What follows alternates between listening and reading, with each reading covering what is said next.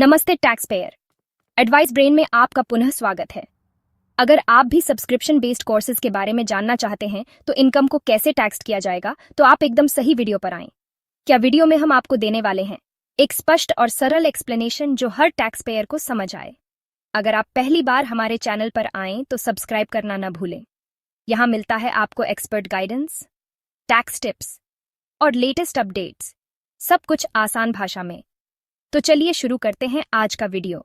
सबसे पहले हम जान लेते हैं ऑनलाइन कोर्स से टैक्स इनकम। ऑनलाइन कोर्स बेचने से अर्न्ड इनकम को इनकम टैक्स एक्ट के तहत बिजनेस या प्रोफेशन से लाभ और लाभ पीजीबीपी के रूप में क्लासिफाइड जाता है। यह क्लासिफिकेशन व्यक्तियों के साथ साथ डिजिटल प्लेटफॉर्म के माध्यम से प्रोवाइड एजुकेशनल सर्विसेज करने वाली इंस्टीट्यूशंस पर भी लागू होता है। टैक्सेबल इनकम में शामिल हैं 1. डायरेक्ट सेल्स, अपने स्वयं के प्लेटफॉर्म वेबसाइट पर सिलेबस बेचने से revenue earned. 2. Platform earnings, Udemy, पेट्रोशेयर और टीचेबल जैसे थर्ड पार्टी प्लेटफॉर्म्स के चैनल से इनकम जनरेटेड। 3. सब्सक्रिप्शन इनकम, आपके कोर्सेज तक पहुंच के लिए सब्सक्रिप्शन और रिकरिंग भुगतान से होने वाली आय। 4. एफिलिएट इनकम, अपनी ऑफर के हिस्से के रूप में दूसरों के कोर्सेज को बढ़ावा देकर commission earned. 5. Miscellaneous earnings, courses से रिलेटेड एडवाइस या गाइडेंस जैसी एडिशनल सर्विसेज से इनकम आए। अब हम बात करते हैं लागू कर और टैक्सेशन स्ट्रक्चर के बारे में। तो सबसे पहले हम बात करेंगे इनकम टैक्स की। ऑनलाइन कोर्सेज से इनकम पर्सन्स या प्रोफेशंस के लिए लागू स्लैब रेट्स के आधार पर इनकम टैक्स के अंडर है। इनकम पर सिक्वेंशियल फॉर्म से टैक्स लगाया जाता है जो आपकी टोटल इनकम का 5 to 30% होता है। अब बात करते हैं GST, goods and services tax कि ऑनलाइन कोर्सेज की सेल्स को जीएसटी के तहत सेवाओं की सप्लाई के रूप में माना जाता है।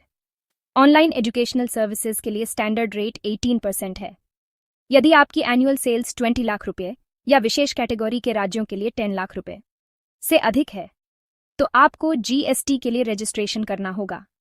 अब बात करते हैं सोर्स पर टैक्स कटौती टीटीएस कि यदि आप यूडेमी, कोर्सेरा या स्किल शेयर जैसे प्लेटफॉर्म के माध्यम से सिलेबस बेचते हैं तो वे आपको भुगतान ट्रांसफर्ड करने से पहले धारा 194 के तहत 0.1% की दर से टीडीएस काट सकते हैं। वैक्यूरेट इनकम रिपोर्टिंग के लिए टीडीएस सर्टिफिकेट कलेक्टेड करना इंश्योर करें और रिटर्न फाइलिंग करते समय क्रेडिट का दावा करें। अब बात करते हैं अगर कोई एस्टिमेटेड अर्निंग्स का ऑप्शन चुनना चाहता है। यदि कोर्स बेचने से आपकी सकल रिसीट्स 2 करोड़ रुपये से कम है तो धारा 44 एडीए या प्रोफेशनल्स के लिए या धारा 44 एडी छोटे प्रोफेशंस के लिए के तहत एस्टिमेटेड टैक्सेशन प्लान का ऑप्शन चुनने पर विचार करें।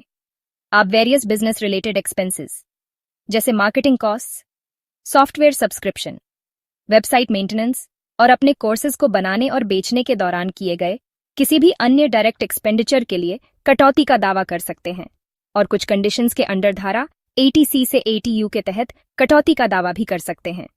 हालांकि यह खंड आपको अपनी इनकम का 50% खर्च के रूप में अनाउंस्ड करने की अनुमति देता है, जिससे कर कैलकुलेशन सिंपल हो जाती है।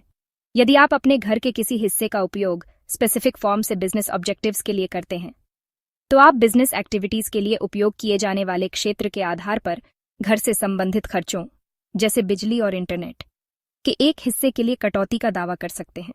तो दोस्तों, आज के लिए इतना ही। मिलता है अगले वीडियो और आप लोगों के लिए हम ऐसे ही हेल्पफुल वीडियो लेकर आते रहेंगे। और अगर आपको ये वीडियो पसंद आया हो तो लाइक करें, शेयर करें और ऐसे ही इन्फॉर्मेटिव वीडियो के लिए चैनल को सब्सक्राइब करें। और अगर आपका कोई भी डाउट है तो कमेंट कर सकते हैं या फिर हमसे कांटेक्ट कर सकते हैं। धन्यवाद और आपका दिन शुभ हो।